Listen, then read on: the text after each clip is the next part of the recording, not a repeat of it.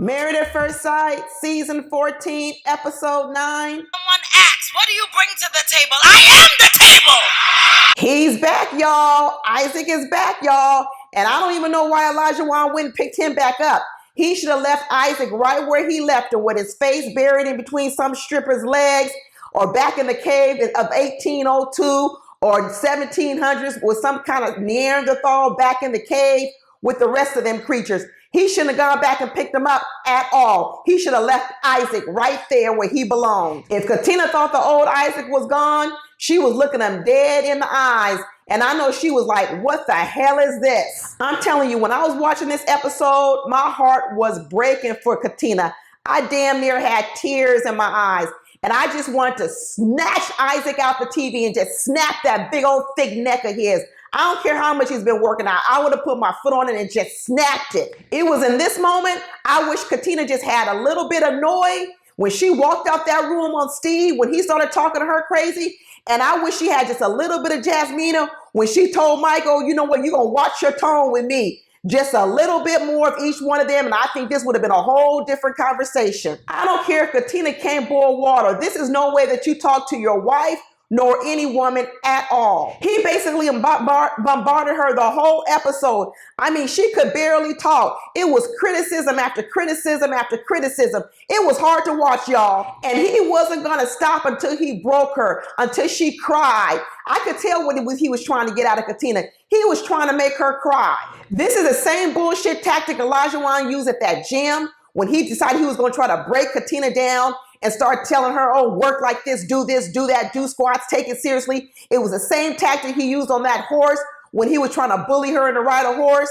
Both of these tactics, I told Olajuwon, you got a problem. And let me tell you, he's got a big one. Anytime Olajuwon doesn't get what he wants to do, he thinks he's going to put his foot on the neck of Katina and make her do what he wants her to do. Like his way is the best way. That's part of his problem. He thinks he knows every goddamn thing. He thinks he's perfect. He thinks his way is the right way, and everybody should conform to the way he thinks and act. Katina ain't you, Olajuwon. She ain't got to work out like you. She ain't got to ride a bike like you. She ain't got to cook like you. She ain't got to learn new things like you. She don't have to do all these things like you. You are not perfect. You don't have the answer to all life's questions. What makes you think your standard, your level is the right level? Like you some type of gold standard? Boy, get out of here. What makes him think that a woman's worth is based on how well she cooks or she cleans? What are you talking about? You going around asking her, is she on some wife level? Well, I'm asking you, are you on a human level? Are you even human? Let me draw some blood. Because right now, you don't sound nothing like a husband. You sound like a Neanderthal. You sound like a damn fool. Katina is not your slave. She ain't Aunt Kizzy. She's your wife. And I don't even know why you get these preconceived notions about what a wife is, because you told me your mama didn't even marry your daddy. So you ain't never lived in no house with no husband and wife. So I don't even know where you get these ideas from. Does Katina need some recipes to cook? Absolutely she does. Ain't nobody saying that she doesn't need to learn how to cook a few things, but you're trying to act like she's somehow not worthy because she didn't come into this marriage having a whole recipe book with 100 recipes. Well, you know, there's some stuff you didn't come in the relationship with, like empathy, understanding, and patience. Where are you going to buy that from? Katina can walk down to the local store and buy some food and take a cooking lesson. Where are you going to learn how to be a good person? Where are you going to learn how to be patient, empathetic, and understanding? Where are you going to learn that at, Olajuwon? So we're going to talk about being ready for marriage and what people need to learn. And if someone needs to be a quick learner, I'm going to tell you right now, you got a lot more to learn than Katina. Because let me tell you something. It's a whole lot easier learning how to cook some chicken and some salmon than it is to learn how to control that tongue of yours. That's going to be hard work for you. Your road to improvement and your road to being a better spouse is going to be a lot harder than Katina's, because all she's got to learn how to do is cook some salmon and some chicken. Shit, she can do that in less than 2 days. Talk about being ready. Just 3 weeks ago, we saw you all on camera with your face in between the stripper's legs. So what you talking about? Being ready. And all this talk about Katina not being on a base level, not only of a wife, he talking about a base level on adult. What the hell? What are you talking about? You're trying to get on her back because she asked some friends to pick up some food for a party? What's wrong with asking for help? What's wrong with having a support system? Ain't nothing wrong with a woman using her village to help her put on a party. She ain't got to do all the work herself, but I guess when you grow up in a single parent household and ain't no daddy been around, and all you see is your mother slaving all the time, doing everything. You think that's the wife you want to marry. Women ain't doing that. Every time Olajuwon talks about what he does, help her mop the floor, help her go get food, he acts like he's helping her. First of all, you act like the base level is I do everything, and then when you do something, it's supposed to be extra. No, the base level is we are a partnership. We do it together. So you're not doing nothing extra. This is the same bullshit men like to talk about when it comes to raising kids. Talking about when a woman is doing all the duties with the children, it's her job. But when he does it, he's babysitting. You can't babysit your own damn kids. That's your job too. Olajuwon got some crazy ideas, and it probably has to do with he ain't never seen no daddy in a house, seeing how a husband and a wife work together. And he's coming with some vision on roles and responsibilities, and it's all tilted to all he's got to do is go home, go off to work. That ain't the way it work no more, because guess what? Katina's working too. And all that bullshit talking about she's at home working. She's working for the paycheck that brings in money too. So don't be thinking, well, just because people work at home, they got to be working at home and doing double duty as well. I'm all for couples sitting down talking about roles and responsibility, who does what, but it needs to be a calm and civil conversation.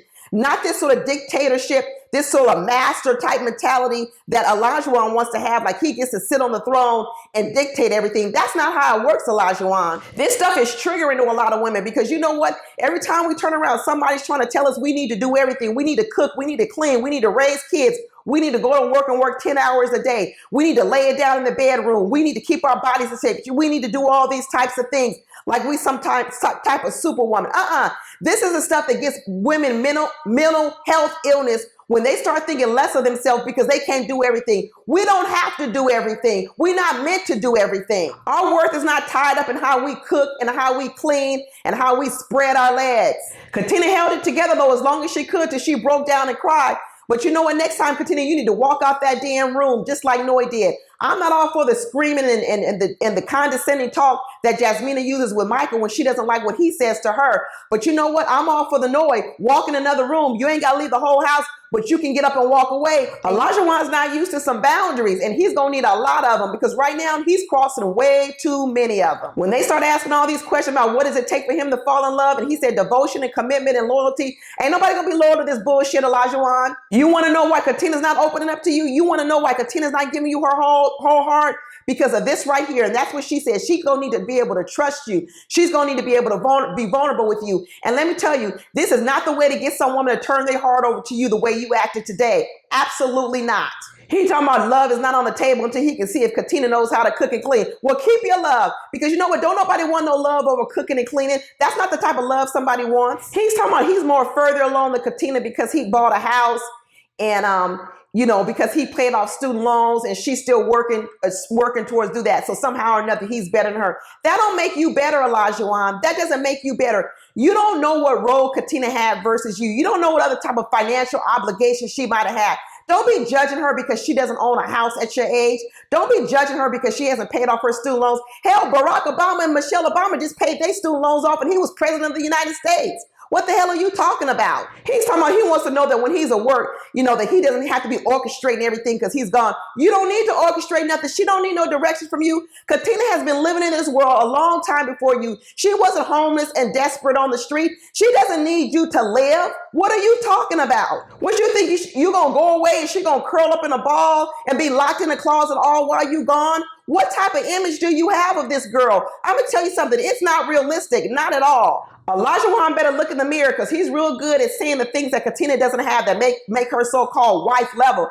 But he needs to look in the mirror because he's got a lot of red flags too. And let me tell you, none of them make him husband level. I don't know where Pastor Cal is, Dr. Pepper, Dr. Viv, and all these experts are, but they need to get in this room, and they need to get in this room fast. One thing I learned about Katina is Katina don't fly out the mouth. She thinks about her words. And I know she was up all night thinking about them words of Olajuwon. And I know she's thinking up a good response for him. And I can't wait to hear it. Because even though she didn't clap back in the moment, I'm going to tell you, one thing I know about Katina is she got some thoughts and she got some words. And I guarantee you, they're not going to stay buried in her throat. They're going to come out. And I'm ready to hear them, Katina. In the past, I've prayed Olajuwon because he's been able to self-correct. He's been able to correct himself and get back on the right path.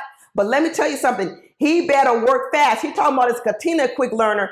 He better be Speedy Gonzalez on this one because right now you looking horrible.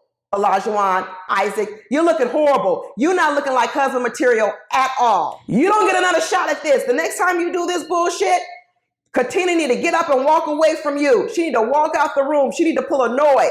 She needs to walk away. That'll teach you that you just can't talk to someone the way you want to and you just get to run off at the mouth. That ain't gonna be the way it's gonna work around here. Absolutely not.